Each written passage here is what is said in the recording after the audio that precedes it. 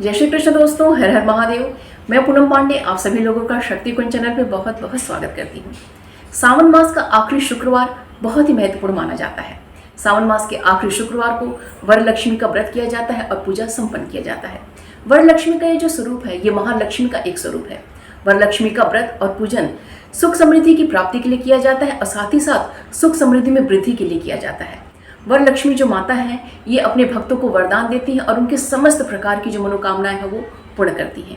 महालक्ष्मी की प्राप्ति के लिए, उनकी प्रसन्नता के लिए वरलक्ष्मी का व्रत जो है बहुत ही महत्वपूर्ण माना जाता है। वरलक्ष्मी व्रत और पूजन से महालक्ष्मी के 8 स्वरूपों की जो पूजा है वो संपन्न हो जाती है। वरलक्ष्मी का व्रत और पूजन विवाहित स्त्री और पुरुष दोनों ही कर सकते हैं और कुछ कुछ क्षेत्रों में तो अविवाहित लड़के लड़कियां भी इस व्रत को संपन्न करते हैं। ऐसी मान्यता है कि सर्वप्रथम इस व्रत को माता पार्वती ने किया था, तभी से इस व्रत का प्रारंभ हुआ था। घर के सभी सदस्यों की सुख समृद्धि की प्राप्ति के लिए, सुख समृद्धि में वृद्धि के लिए, सांसारिक सुखों की प्राप्ति के लिए, सांसारिक भोगों की प्राप्ति के लिए वरलक्ष्मी का व्रत किया जाता है और इस पूजा को संपन्न किया जाता है। वरलक्ष्मी के व्रत में तिथि का कोई महत्व नहीं होता है। इस व्रत में वार का अर्थात दिन का महत्व होता है। तो सावन का जब भी आखिरी शुक्रवार पड़ता है तो उस दिन वरलक्ष्मी का व्रत किया जाता है और पूजा संपन्न किया जाता है। तो 2024 में सावन का जो आखिरी शुक्रवार है वो 16 अगस्त को प्राप्त हो रहा है। तो इस साल वरलक्ष्मी का जो व्रत और पूजन जो है वो 16 अगस्त को संपन्न किया जाएगा। इस साल 2024 में 16 अगस्त को सावन की पुत्रदा एकादशी का व्रत रखा जाएगा और इस दिन सूर्य संक्रांति भी है। तो हम सभी के लिए बहुत ही सौभाग्य की बात है कि वरलक्ष्मी का जो व्रत है वो एकादशी तिथि में और सूर्य संक्रांति में संपन्न हो रहा है। तो इस साल का जो वरलक्ष्मी का व्रत और पूजन है वो हम सभी के लिए बहुत ही ज़्यादा शुभकारी और मंगलकारी परिणाम देने वाला है। इस साल का जो वरलक्ष्मी का व्रत और पूजन है वो मूल नक्षत्र में और पूर्वाषाढ़ा नक्षत्र में संपन्न हो रहा है, जो कि बहुत ही ज़्यादा शुभदायक है। ज्योतिष शास्त्र के अनुसार लक्ष्मी का पूजन हमेशा स्थिर लग्न में करना चाहिए, क्योंकि जब स्थिर लग्न में हम लक्ष्मी का पूजन करते हैं तो जो हमारी समृद्धि है वो लंबे समय तक वो टिकी रहती है। तो आज मैं आपको 16 अगस्त को प्राप्त होने वाले 4 स्थिर लग्नों के बारे में बता रही हूँ। तो उन चारों में से आप अपने समय के अनुसार, अपनी सुविधा के अनुसार उन चारों लग्नों में से किसी का चुनाव करके आप अपनी पूजा को संपन्न कर सकते हैं। तो इन चारों लग्नों के बारे में तो मैं बताऊंगी ही, लेकिन वरलक्ष्मी पूजा के लिए सबसे जो उत्तम और सबसे उपयुक्त जो समय माना जाता है वो प्रदोषकालीन माना जाता है। उस समय वरलक्ष्मी का पूजन करना बहुत ही ज़्यादा शुभदायक माना जाता है। वरलक्ष्मी पूजा के लिए जो हमें सुबह में पहला जो मुहूर्त प्राप्त हो रहा है वो हमें सिंह लग्न में प्राप्त हो रहा है, जो कि सुबह में 5:38 से लेकर सुबह में 7:52 तक है। और जो दूसरा हमें शुभ मुहूर्त पूजा के लिए प्राप्त हो रहा है वो हमें वृश्चिक लग्न में प्राप्त हो रहा है, जो कि दोपहर में 12:21 से लेकर दोपहर में 2:38 तक है। और तीसरा जो हमें पूजा के लिए शुभ मुहूर्त प्राप्त हो रहा है वो हमें कुंभ लग्न में प्राप्त हो रहा है, जो कि शाम में 6:27 से लेकर शाम में 7:58 तक है।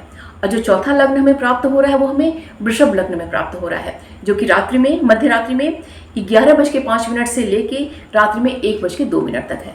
तो ये जो मैंने चारों आपको मुहूर्त बताए हैं पूजा की, सभी स्थिर लग्न में हैं। आप इनमें से अपनी सुविधा के अनुसार, अपनी सहूलियत के अनुसार आप अपनी पूजा का समय का चुनाव कर सकते हैं और अपनी पूजा को आप संपन्न कर सकते हैं। वरलक्ष्मी का जो व्रत है वो अलग अलग क्षेत्रों में अलग अलग तरीकों से किया जाता है।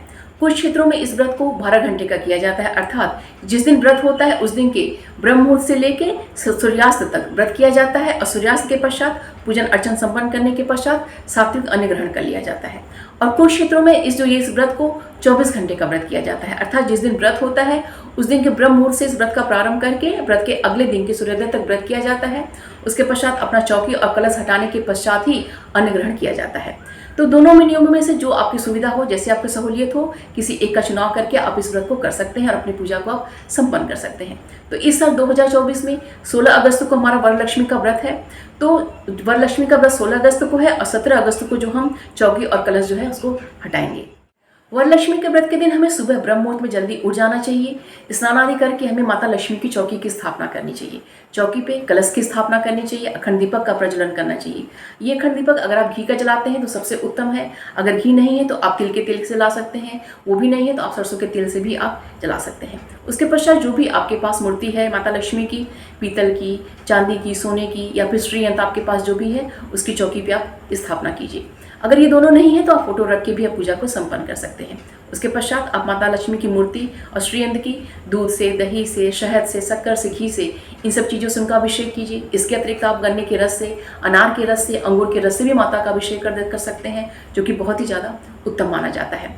अभिषेक करने के पश्चात माता को आप श्रृंगार की सामग्री अर्पित कीजिए, वस्त्र अर्पित कीजिए, उन्हें अच्छे अच्छे सुगंधित जो हैं पुष्प अर्पित कीजिए, इत्र अर्पित कीजिए, अपने सामर्थ्य के अनुसार फल और मिठाइयाँ उन्हें अर्पित कीजिए, नारियल है, पान है, सुपारी वगैरह ये सब चीज़ें उन्हें अर्पित कीजिए। क्योंकि देखिए शास्त्रों में ऐसा वर्णन है कि अगर आप सामर्थ्यवान हैं तो आपको बहुत ही भव्य तरीके से माता लक्ष्मी का पूजन संपन्न करना चाहिए, क्योंकि माता लक्ष्मी का जो पूजन होता है वो भव्य तरीके से किया जाता है। तो आप सामर्थ्यवान, जितनी आपकी सामर्थ्य है उसके अनुसार माता लक्ष्मी को आप सामग्री अपने अनुसार आप उन्हें अर्पित कीजिए। तो सामग्रियाँ तो देखिए हम कम और ज़्यादा अपने अनुसार कर सकते हैं, लेकिन इसके अतिरिक्त इस दिन ज़्यादा से ज़्यादा स्तोत्रों के पाठ पे, मंत्रों के पाठ पे, हवन आदि कार्यों पे ज़्यादा फोकस करना चाहिए, उस पर ज़्यादा ध्यान देना चाहिए। तो इस दिन 16 श्री सूक्त का पाठ करना और एक पाठ से हवन करना बहुत ही अच्छा परिणाम देगा। इसके साथ ही साथ 16 श्री सूक्त के पाठ से श्रीयंत्र का या माता लक्ष्मी की मूर्ति का अनार के रस से, गन्ने के रस से, ईख से या फिर किसी अन्य खाद्य सामग्री से उनका अभिषेक करना 16 पाठ करते हुए, वो भी बहुत ही अच्छा परिणाम देता है। इस दिन संपुटित श्री सूक्त का पाठ करना भी बहुत ही अच्छा परिणाम देता है। इसके अतिरिक्त राजा इंद्रदेव द्वारा रचित लक्ष्मी स्तोत्र का पाठ करना भी बहुत ही अच्छा परिणाम देता है।